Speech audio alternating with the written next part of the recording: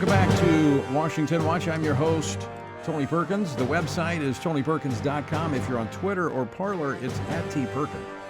All right, we've continued to see in some major American cities lawlessness, rioting that has taken place after the death of George Floyd. Now, it's gone way beyond the issue of George Floyd.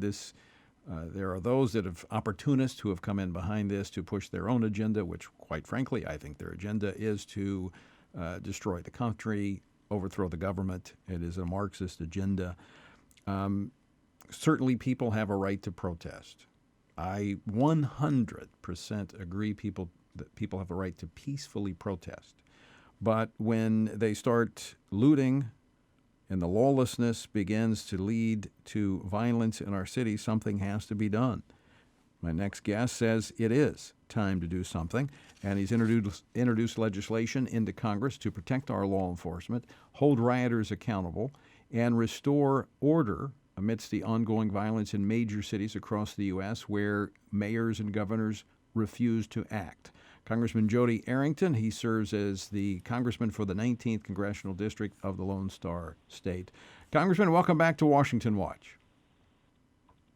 Tony, great to be with you. God bless you from West Texas. Well, you're back in God's country, almost, next to Louisiana. That's very close. Let me. That's my wife's home state. So I just heard her from Lubbock. I'm in Abilene now, but I heard a hearty amen from Lubbock. That's right, a good Louisiana Baptist. Let me just start here. You've said enough is enough, and number one, we've got to protect our law enforcement officials that are being targeted by these lawless mobs, and we've got to hold them accountable. Tell our listeners what you've proposed. Well, some would say that the federal government doesn't have a role, and that this is a local issue or an issue for the state, and that couldn't be further from the truth. The responsibility for federal property, for protecting federal personnel, including federal law enforcement officers, is the direct nexus to the federal government's role and responsibility in this. And beyond that, Tony, you have law-abiding American citizens whose constitutional rights are being trampled. And number one, the peaceful protesters, folks that want to exercise their God-given, constitutionally protected right to speak their truth to power. And the list goes on. But we've decided to increase the penalty on rioting, increase the penalty in the federal statute for assaulting a law enforcement officer on the federal side.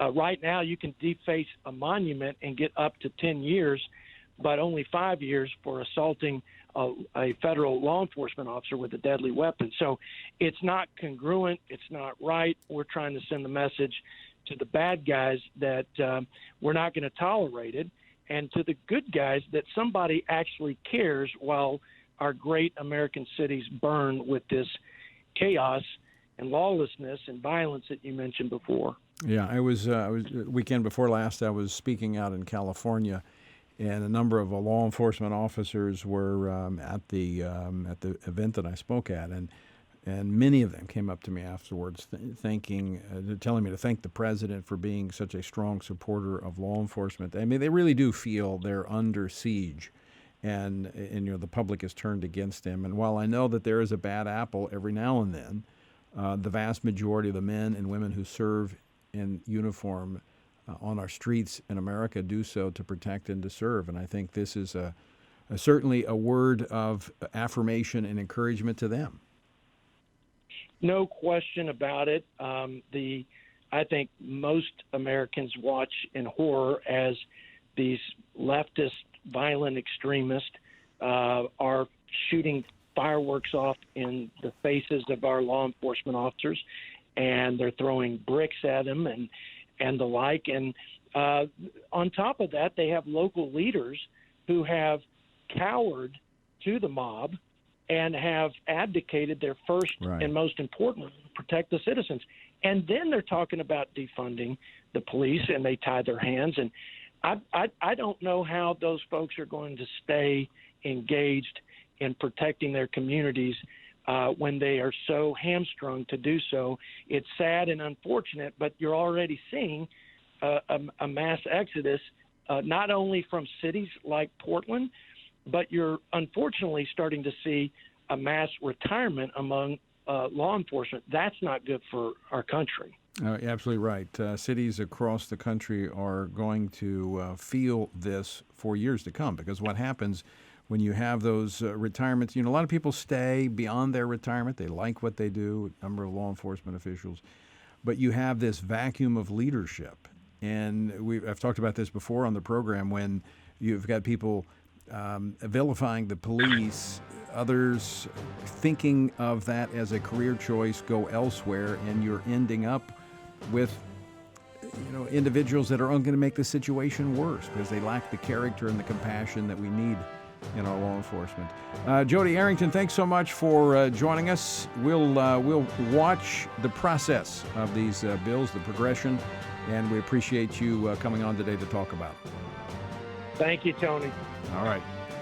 Congressman Jodey Arrington of Texas represents the 19th district there in the Lone Star State.